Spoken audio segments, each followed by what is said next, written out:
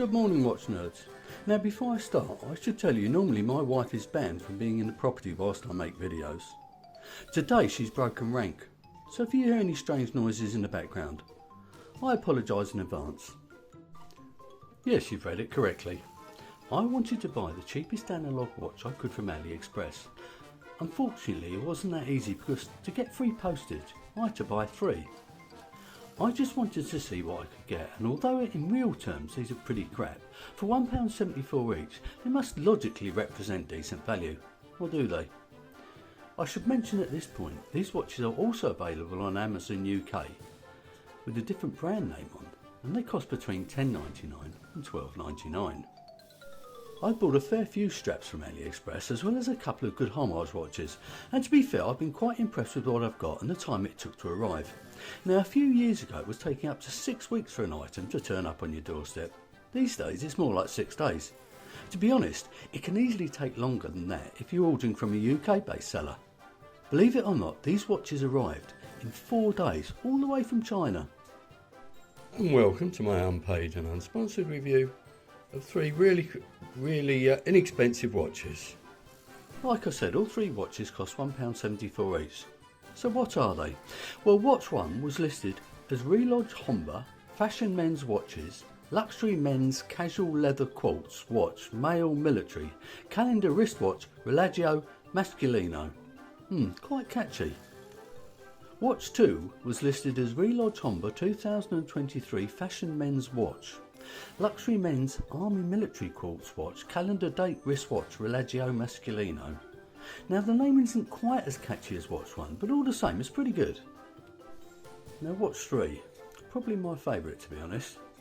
Well, it's listed as Fashion Men's Watch, Luminous Hands, Clock, Luxury, Military Sports, Calendar, Quartz, Wristwatch Men, Casual Nylon Watch, Reloj Homba. Now I'm testing you later, so do your best to remember these names, won't you? Strangely enough though, the brand name on watch 1 is D-Ross, and on 2 and 3 is Desimple. For the purpose of this video, I'm going to call them watch 1, 2 and 3.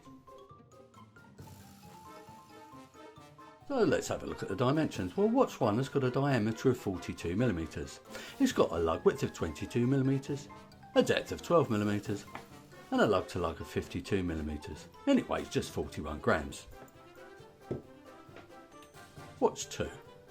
It's got a diameter of 40mm, a lug width of 20mm, a depth of 9mm, a lug to lug of 52mm, and it also weighs 40 grams. Watch 3. Well, it's got a diameter of 40mm, a lug width of 22mm, a depth of 8mm, and a lug to lug of 50mm, and it weighs just 32 grams.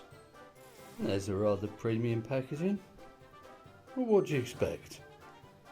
According to the AliExpress site, watch 1 has sold over 4,000 units, watch 2 3,000 units, and watch 3 10,000 units. I kind of suspect they were sold to wholesalers and market traders because I find it hard to believe there'd be that many individuals shopping for them on AliExpress. The specifications and details as listed aren't that great, but I don't think any of them are made of precious metals or have a sapphire crystal.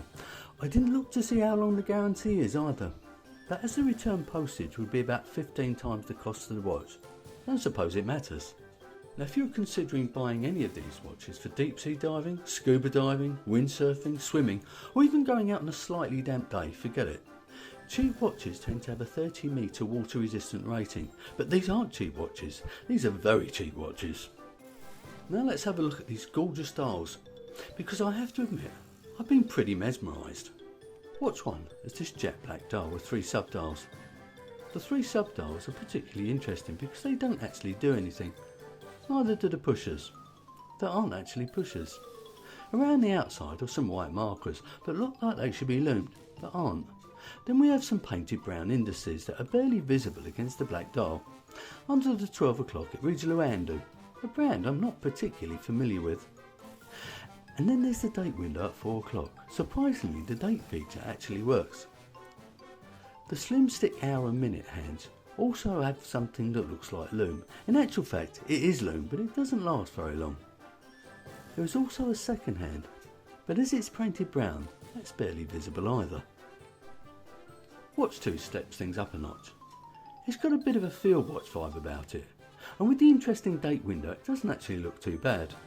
We have some loom markers on the outside, but like watch 1, the loom is very short-lived.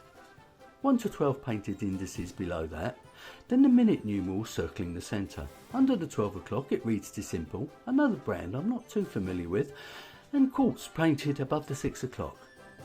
The dial's feature is the red second hand, that on occasion hits some of the markers. Now my camera finds it hard to focus on watch 3. I think it's got to do with the fully loomed dial. And it is fully loomed, although it doesn't stay fully loomed for very long. It's another field type watch, and looks quite nice actually. We have a minute track on the outside with the 1 to 12 painted hour indices below that, and in the centre there's some smaller 13 to 24 indices. Under the 12 o'clock it reads Disimple, and above the 6 o'clock it reads water resistant 3 atoms quartz. This is interesting as the water resistant rating, according to the blurb, clearly says there isn't a water resistant rating. The case on all 3 watches are made of some sort of coated metal.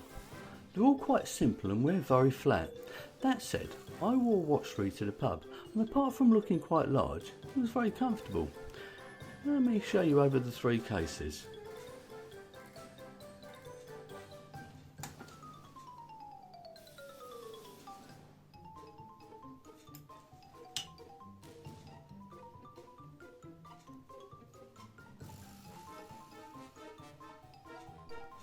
The case backs are, well, simple.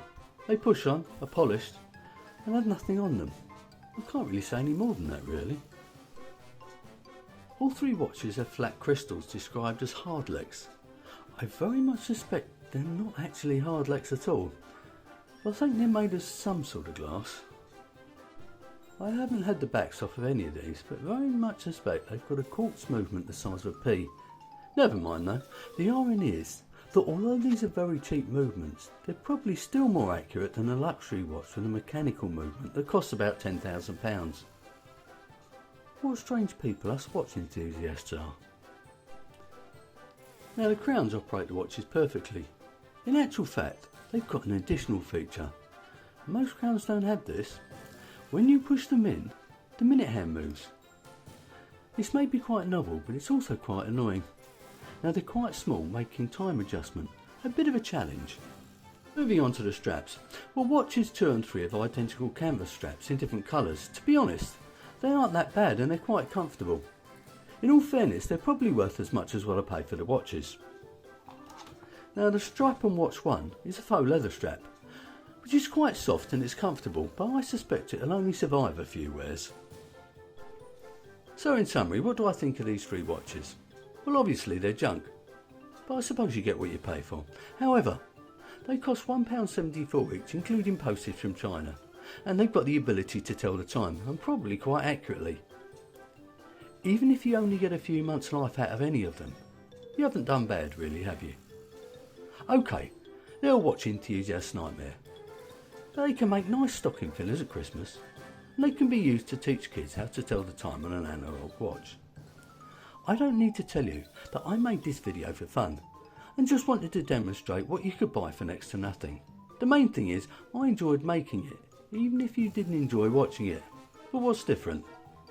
So that brings me to the end of this review, so if you have enjoyed it, please click on the like button, subscribe if you haven't already, leave your comments below and enjoy the rest of your day.